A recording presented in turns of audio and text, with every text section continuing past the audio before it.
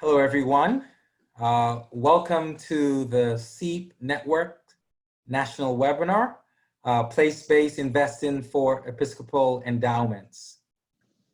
We are so excited to be here with you today to define and share our work in place-based and mission-based investing, a proven way to address social challenges and disparities with your parish assets, and an investment approach that is needed now more than ever before.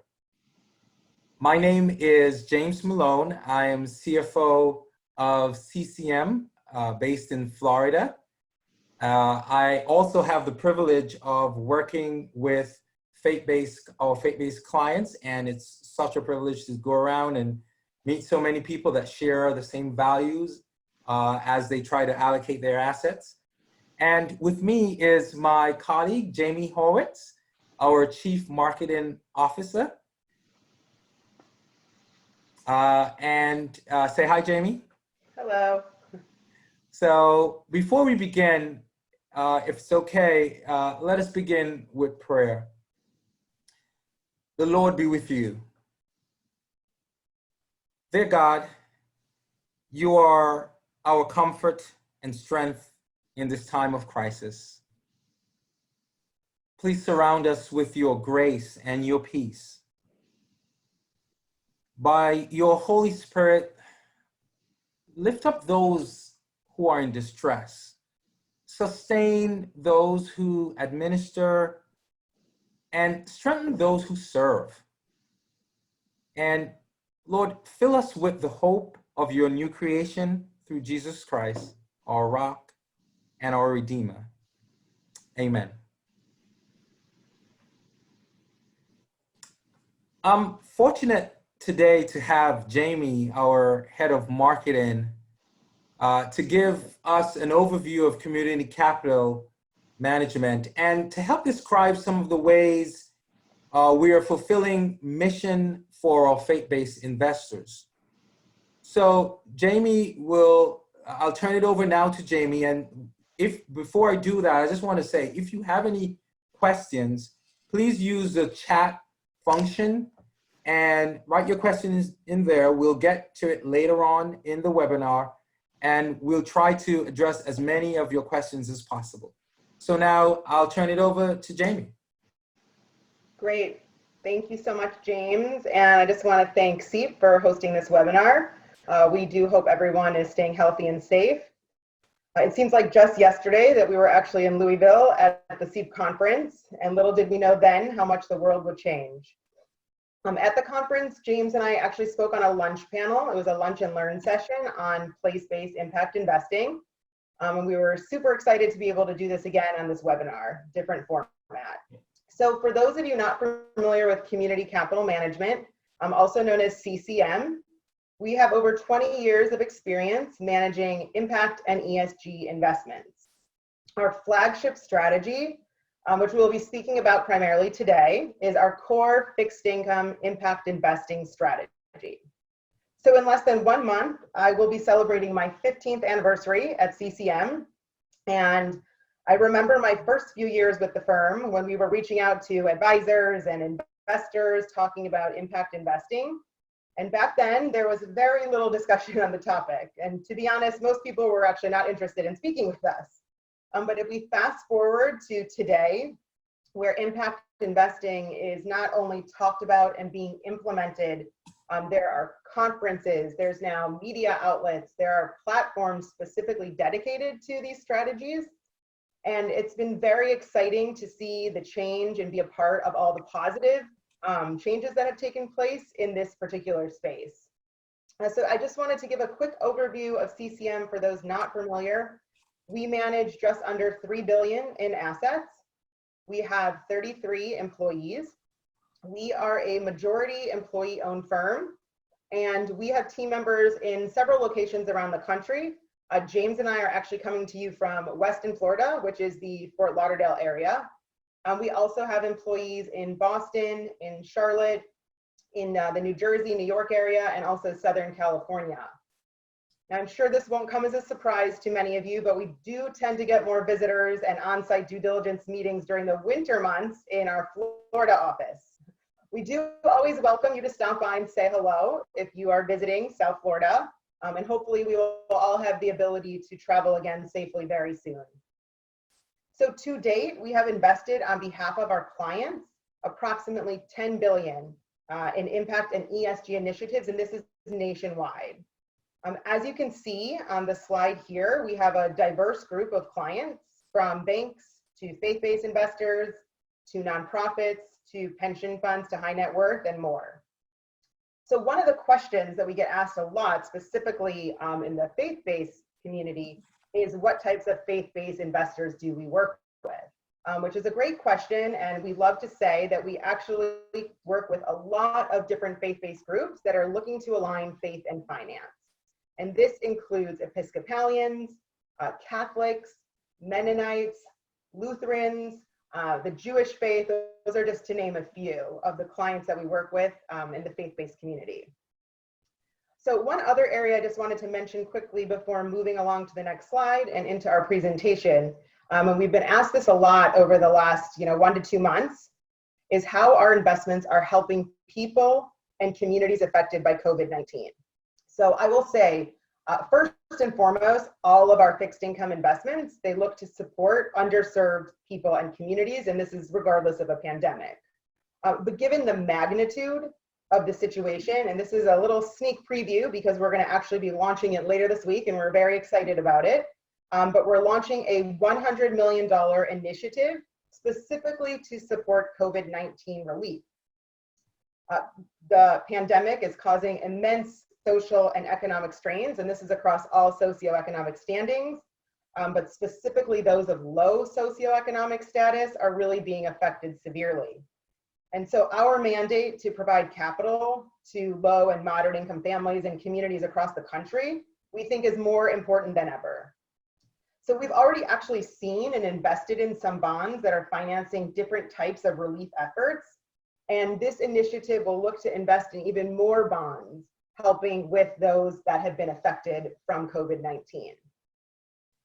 So we believe this initiative offers investors an opportunity to complement their philanthropic and volunteer efforts through their investments. I'm sure many of you are doing wonderful things to help those affected, and this is another way to do it, but through your investments.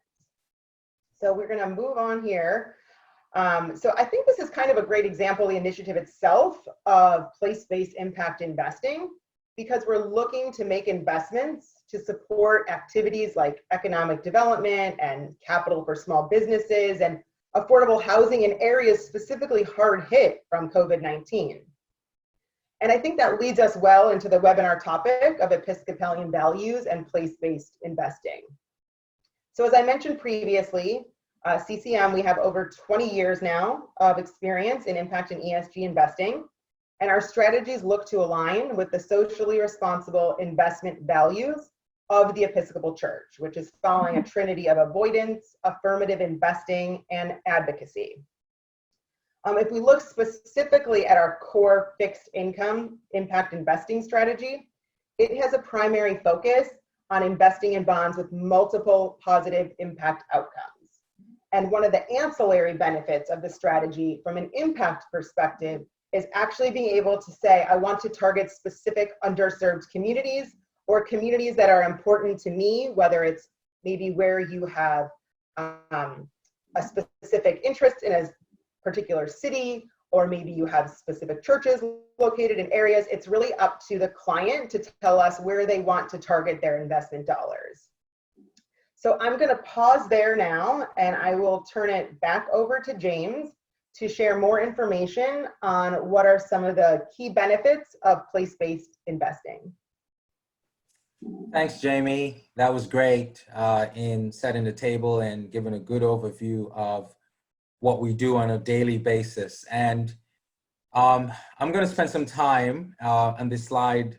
So I'm warning you now, a little bit of time, because I think it's important for us to dive in a bit deeper to provide, what are some of the key benefits or elements of place-based investing as we seek to address certain societal disparities or challenges that we have. We will talk about how we use this investment approach to put our faith-based values to work. But before I do that, the question that I have is, why is impact investing important? And why do we at CCM care? And the answer is, we care because it creates opportunities and it changes lives. And we'll address that even more as we go through the webinar. So what are some of the key benefits and areas of effective place-based investing? The first is affordable housing, quality affordable housing. We believe that decent affordable housing is essential to community wealth building. This is the most basic building block for the communities in which we all live. Research has shown that the stability of decent affordable housing can have a profound effect on childhood development and on health outcomes, very important in this time for families and individuals. There is a very powerful quote that says, affordable housing is not only a roof over someone's head, it allows kids to do better in school, for families to stay healthier, for workers to have shorter commute. See, today in cities and communities all across the United States, we have a housing crisis. In a 2018 study done by the National Low Income Housing Coalition, they found that there are just 35 affordable units for every 100 extremely low income households. And about 71% of low income renters are severely burdened by housing costs. And we know that this problem is even more pronounced in minority neighborhoods and the underserved population. The American housing system over decades, for a while now, and last week I was on the call with Charles Blow and he talked about the overall system and structure, and I won't get into that, but I could just say that the American housing system over decades has given affluent homeowners large benefits, middle-class homeowners, smaller benefits, and most renters who are disproportionately poor and minority, nothing. And we know that many in these underserved communities are not homeowners, but are renters. So substantial investment in affordable housing is critical to address the disparities of housing instability. And when place-based impact investing is effective, quality, stable, affordable housing is one of the resulting benefits.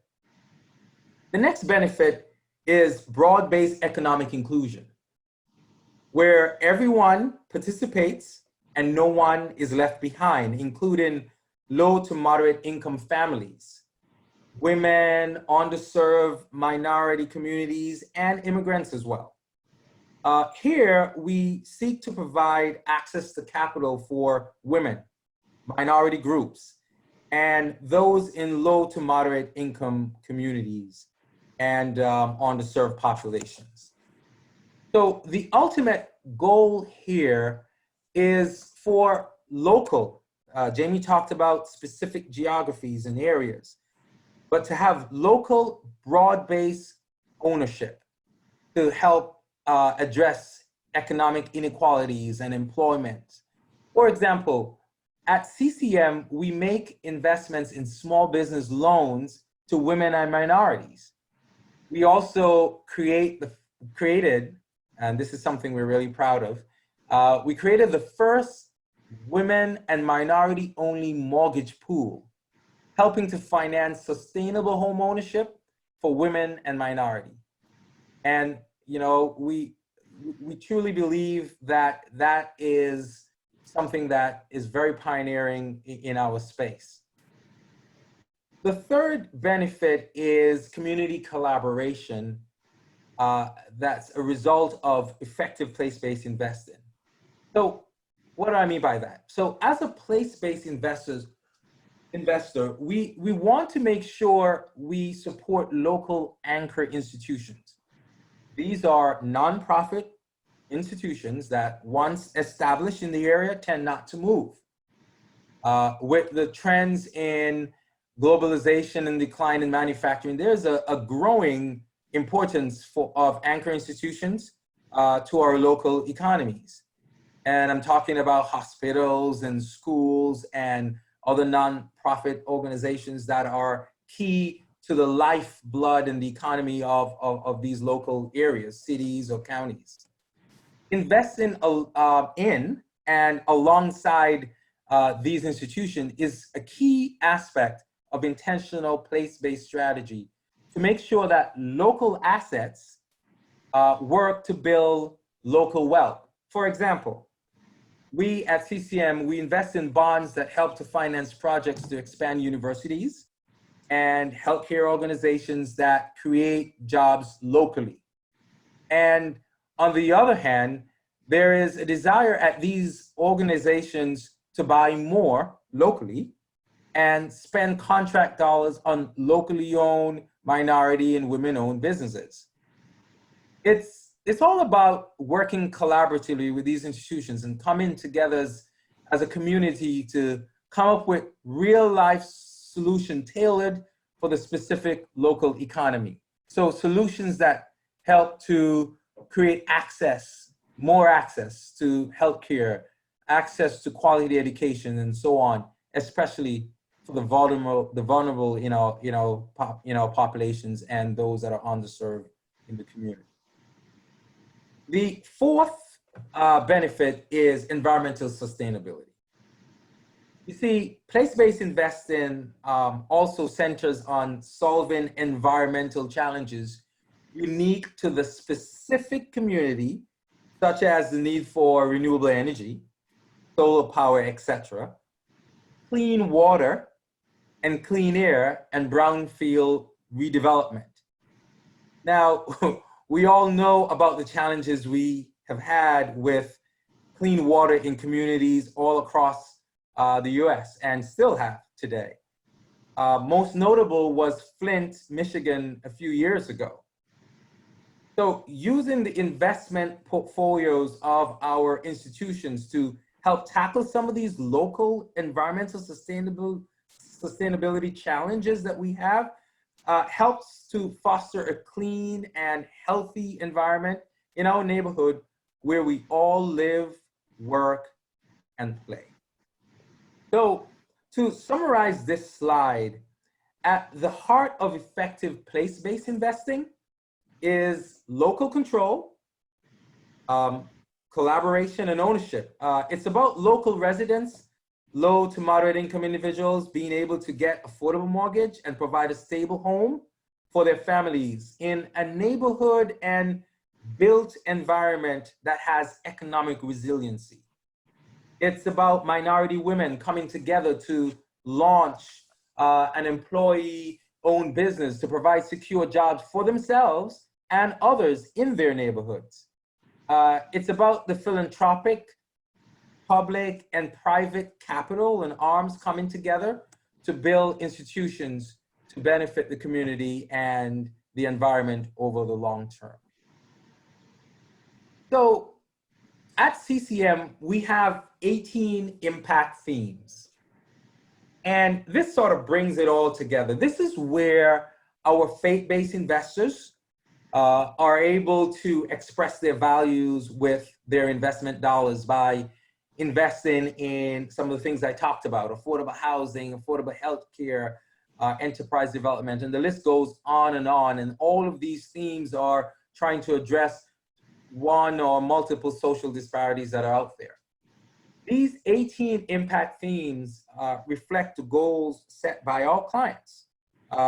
We have added to this list over time because our clients are saying, we want something that is dealing with gender lens, or we want something that's tackling minority advancement, and we will add to our theme as our investors talk to us more about what problems they're trying to solve. If you notice, a number of these impact themes are closely aligned with the mission, ministry, and the work of many religious communities or faith-based organizations. In my experience, a number of these organizations seek to use investment dollars to geographically target, as Jamie mentioned, counties, cities, but also they have sort of a broad thematic view and areas that they would like to look at. And what I've found over the years is there are three areas that I see a lot. One is care for creation and our planet. So the environmental sustainability theme is very popular.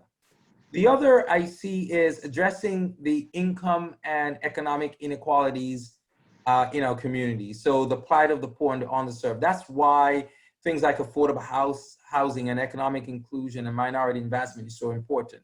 And the third is dignity of work. This is where and why we value themes like enterprise development, job creation, that seek to promote a decent job with decent pay and eliminate exploitation of the least among us. And that's even so more important now in this COVID-19 environment, where we are talking a lot about essential workers, and we're getting to see who our essential workers are and how much we need to invest in them and making sure that they're being taken care of with decent pay, decent job, and exploitation is eliminated. So this gives us a sense of how we can align our place-based investing with our values to help certain societal challenges.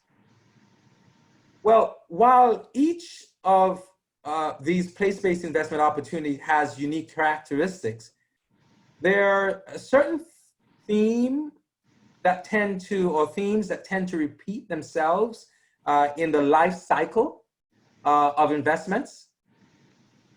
And you see on the slide that we have about 7 steps. Here, the first 3 steps deal with the phase where a property, a project, or a business is established and is appropriate for its community. And then with the passage of time, things change. The original purpose is no longer relevant, and then even economically viable, it's no longer economically viable. So as a result, the property, the project, or the business becomes part of a negative spiral. Step 4, 5, and 6 show the philanthropic, public, and private capital coming together, as I mentioned earlier, to repurpose, rehabilitate, revitalize properties, businesses, and the community. Here you have earlier catalytic investors, both market rate and below market rate investors funding the development. At step 7, this is where CCM's role comes into play. We are the patient long-term investors taking out the earlier investors with permanent financing, helping to provide liquidity by driving capital to the place-based investing space. Now, many of our clients, like foundations and other not-for-profit organizations, are involved in the earlier steps with grants, PRI, or in other various ways. But to be clear, all of these steps are very important, and this works because the role of all the participants are very critical, and what they play throughout the life cycle is important. So no one step or no one participant is more important in this life cycle of place-based investing. So in sort of wrapping this up before I turn it over to Jamie, I want to say that with the backdrop of an election year, I've heard that all politics is local, may I suggest to you that all investments are local as well. And with place-based impact investing, you have the opportunity to be intentional about which local community, city, or neighborhood you would like to impact. I started by saying we care because it creates opportunities and it changes lives. Impact investing creates opportunities and changes lives. And this is something that's very, very personal for me. I'm originally from the island of Antigua and in the Caribbean, and you can see there the beautiful pictures. The 4 different pictures there, very beautiful, but I think the best picture there is the handsome guy on your left. However, you know, although the pictures say one thing, it was not always a beautiful life in paradise. As a young boy, I saw my mother, who was the only struggling provider in the home, receive a small $1,000 loan as part of a micro lending program. With those modest means, she was able to expand her small lunch shop business, she was very proud of, where we sold lunches to the local boat workers in the community. From there, we grew the business and expanded to the pictures you see here, where we were able to provision the boats with fruits and vegetables and other items. And I have to just say this, I'm so happy for Google because we lost a lot of our pictures and so forth way back that time, and I won't age myself. And I just Googled it and I was able to find the actual store that we had, a picture of it that somehow got on Google somewhere way back 30 years ago or more. So you could see there that we were able to grow the business. As a result, she was able to earn more and afford tuition for quality Christian education for my sister and myself. And today I can appreciate, without a doubt, that my mother's success was greatly helped and my life trajectory was significantly impacted by that small impact investment that was well placed in that community. And with that, at this time, I'll turn it over to Jamie, who will talk about actual impact investments and examples that we have made at CCM in targeting specific communities.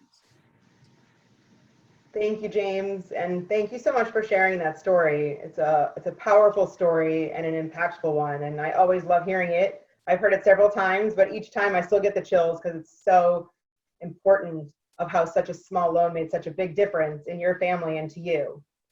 And we're happy it did, because now you've been at CCM for a while and we've enjoyed going to a bunch of conferences together.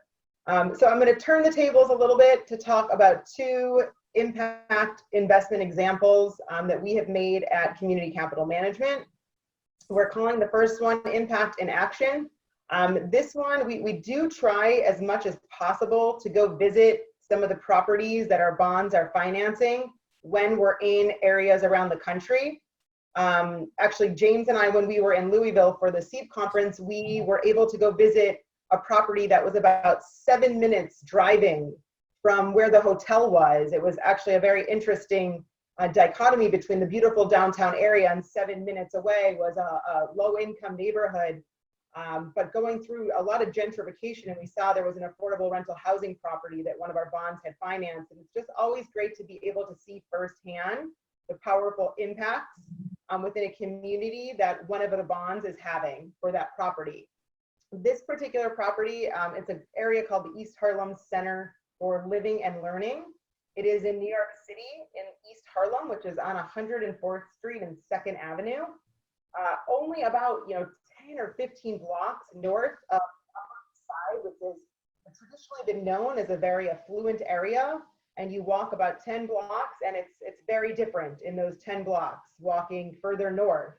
I was able to go on site to this particular property a few years ago. It was in the summer. It was actually a very hot day. You can see, I know it's kind of tiny on the screen, but I'm actually in the middle picture there on the bottom with two employees that actually work for DREAM, which is the nonprofit on site there. This particular Center for Living and Learning has multiple components to it. So there is an affordable multifamily housing property on site. It's called Yomo Toro Apartments.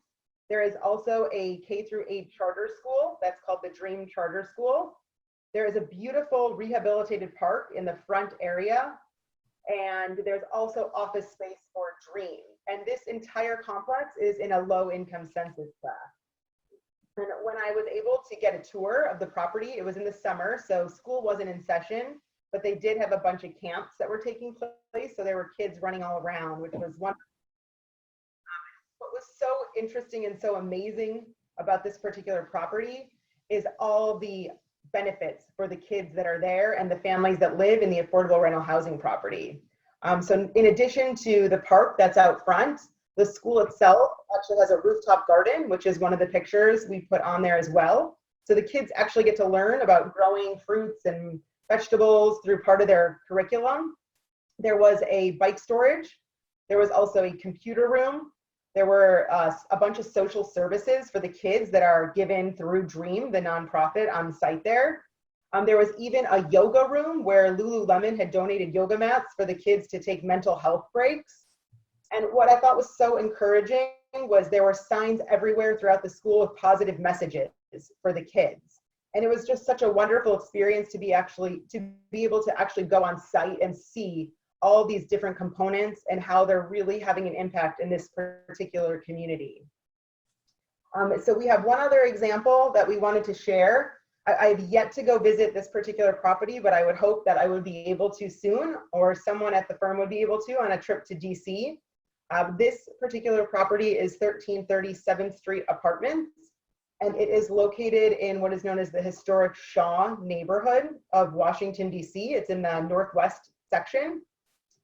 It is known as a CPDC property, which stands for Community Preservation and Development Corporation property. And what that means is that they provide residents with high quality, tailored, site-based programs, and it's for children and adults that live there and are in the community.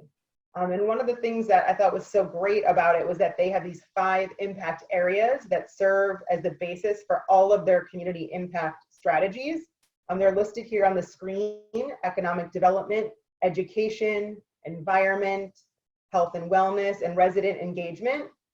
And what I didn't mention actually on the other screen, and you can see it up at the top, is that we do a deep dive analysis on the use of proceeds for every bond that we purchase, and we align them with our 18 impact themes. So James was talking about them a little bit earlier, the different themes that we have, and we align them with our themes. And you can see here on the screen, the ones that are bolded are the ones that align with this particular investment. So we track every investment this way.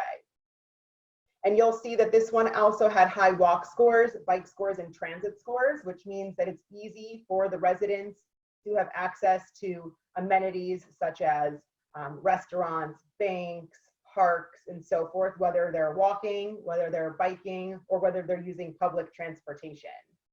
So these are just 2 examples of impact investments that we've made.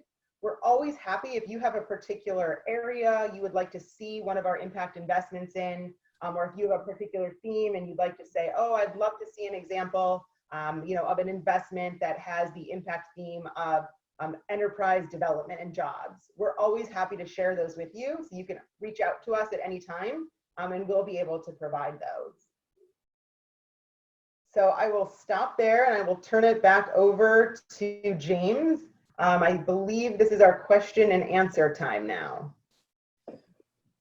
Yes, so thank you, Jamie. That was great. Some really good examples that bring to life what we are talking about in terms of the concept of place-based impact investing. I don't see, let's see what we have here for questions. While I'm looking for that, I just want to remind you that if you have a question, please use the chat function and sending your question. And if you have no question, we are still interested in, maybe you have a thought or so, you could share that. We will address that. So let me see what we have here. I don't see any questions yet, but I'll give time for questions to come in. While that's coming, there's a point that I really want to make concerning place-based and impact investing. In this environment of COVID, I've had some folks talk about maybe now is the time to just hunker down and see whether or not where the investment landscape in before putting any funds to work or more monies to work in these areas. And the only thing I would say about that is now more than ever, the need is great. And with respect to place-based and impact investing, as we are trying to address certain societal problem, it's magnified even more now. So this is the time I believe that you lean into and invest to address some of those issues. For instance, I happen to be on the board of the Urban League here locally in South Florida.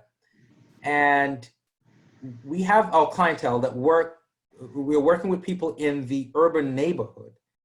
And it was so shocking when we did a survey, and the survey came back that 66% of the clientele of the Urban League, working with the most vulnerable people, 66% of them either lost their job or had significant impact to their income. So the services they need, the type of investment that we need in those areas are even more pronounced now than ever before. Let me see. So I think we have a question.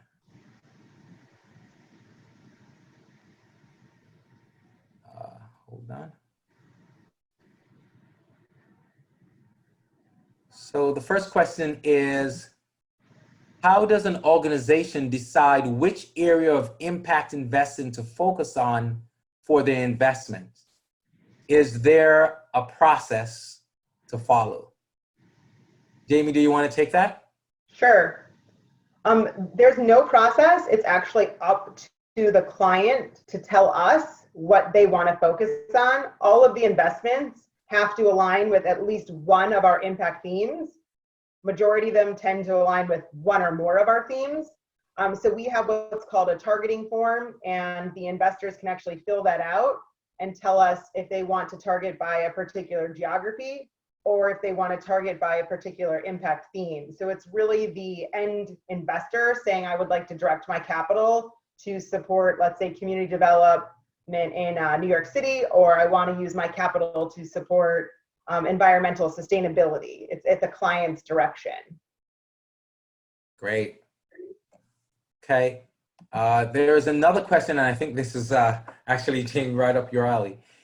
Would love to hear impact story and example on job creation and local businesses.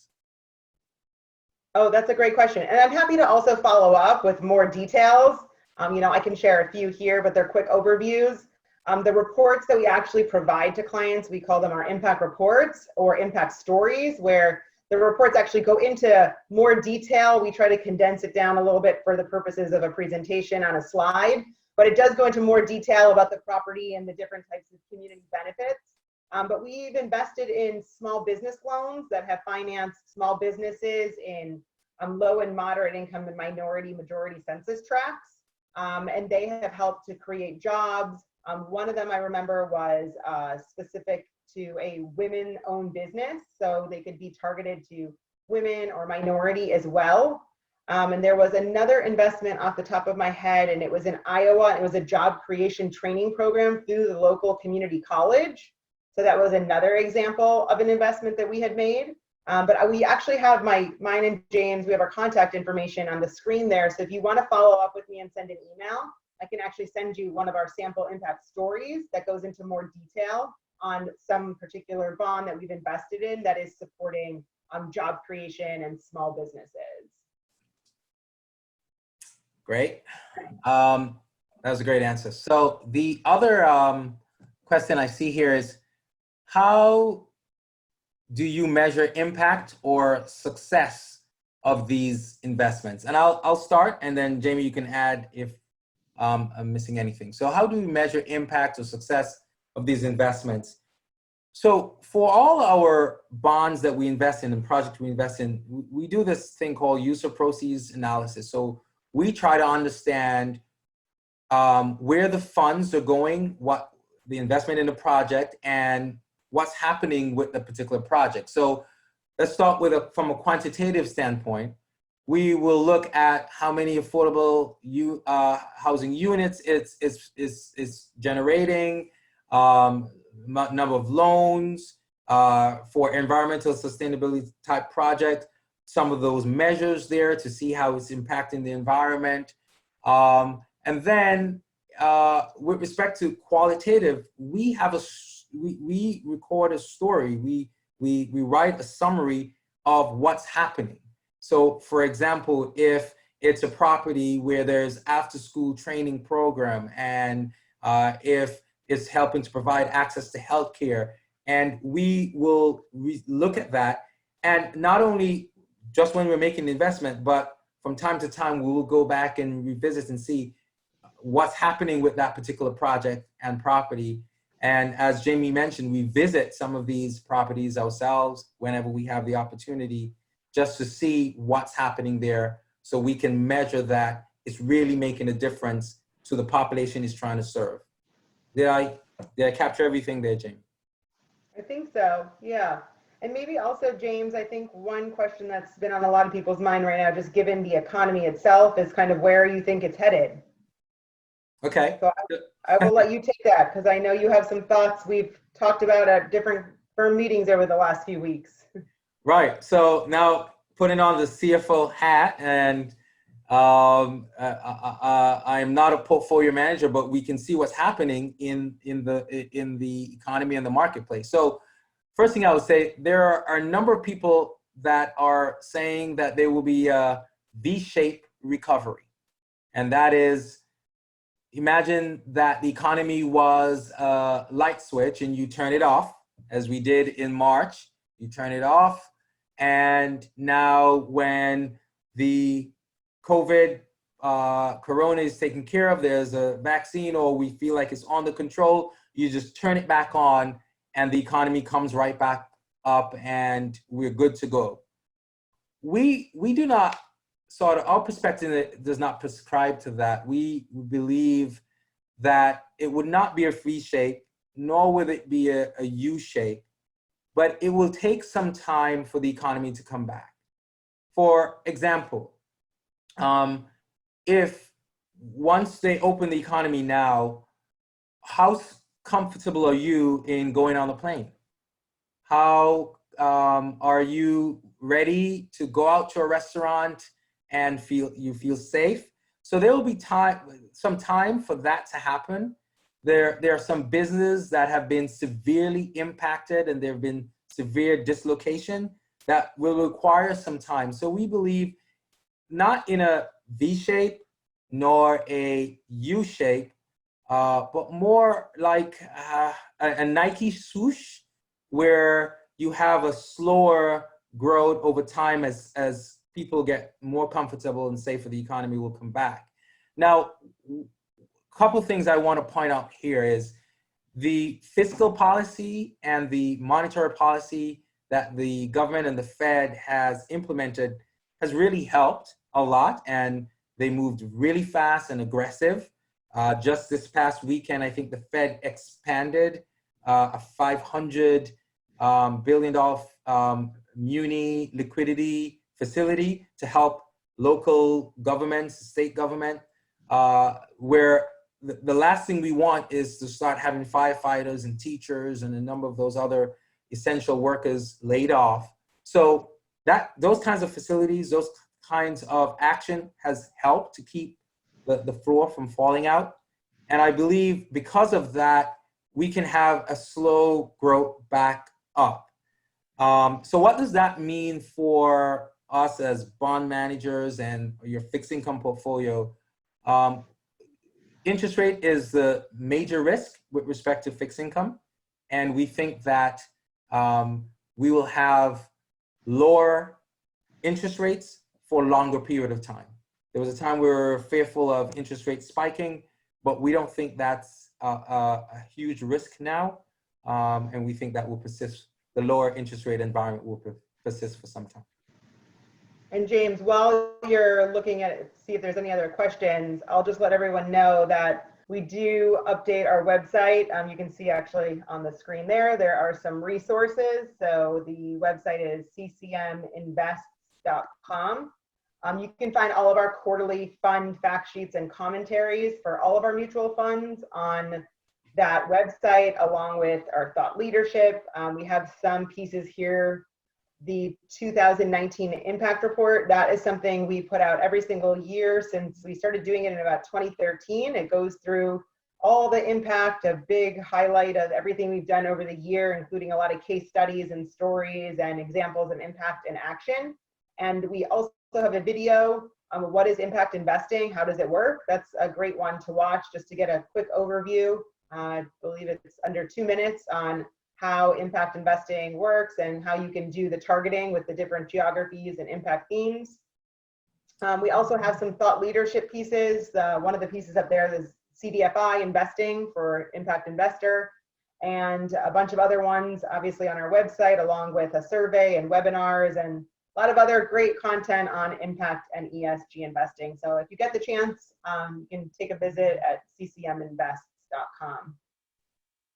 Great, thanks, Jamie. We have one last question. So this one is a good one, and Jamie, you tell me if you want to take it first. It's historically. You're leading me to believe I'm gonna give it to you. We'll see. Historically, is there a diminished financial return with impact investing relative to other types of investing? Should impact on the community be a greater consideration in measuring the return on investment? Well, I'll say that our approach is what we call a dual mandate, right? So we look at the financial aspect of a particular investment, and we also look at the impact. And they both have to meet our standards, so to speak. So we seek market rate returns for our core fixed income strategies. And from an impact perspective, it has to align with one or more of our impact themes. So if we see a bond where we are really excited and happy about the financial aspect, but we don't see the impact, we won't buy it. And vice versa. If we see a bond and it is an amazing story from an impact perspective, but it doesn't meet our financial criteria, we will not buy it. So it's this dual mandate. We like to say it's kind of like a DNA double helix intertwined, the financial and the impact, where every investment we make has to have both components of it to meet our particular strategy objectives and philosophy from an impact and a financial perspective. Did you want to add anything, James? Yeah, and I would just add that studies have shown over the years, recent studies in the last, decade, and more so in the last 5 years, have shown that the financial returns for socially responsible impact investing, ESG investing, has been relatively in line with traditional investing. As a matter of fact, in a number of cases, they have outperformed. So at the end of the day, what the studies have shown is that the returns are based on whether the manager is a good manager or not, just like with traditional investing. So there's really no different there. I mean, that was a thought back more than a decade ago, but now studies have clearly shown that you're not giving up any return with impact investing or ESG investing. And as Jamie talked about, as part of CCM, that's a big having good financial returns, competitive for our investors, that's very important for us. So we get the chance to do both, and we're really happy about it, making a difference in a number of people's lives, especially those who are the most vulnerable among us, those who are in need, those in low to moderate income communities, and at the same time have decent return for our investors. I hope that answered your question. All right, I don't see any other question, and I would say thank you so much for joining us this afternoon. It was a pleasure talking about something that we're very passionate about. If you have any questions, as Jamie mentioned, please reach out to us. And I'll leave the last word for my colleague, Jamie. I just wanted to say thank you to SEEP again for hosting this webinar. We enjoyed participating on it. We hope you did too. And again, please feel free to reach out to us if you have any questions. Thank you so much.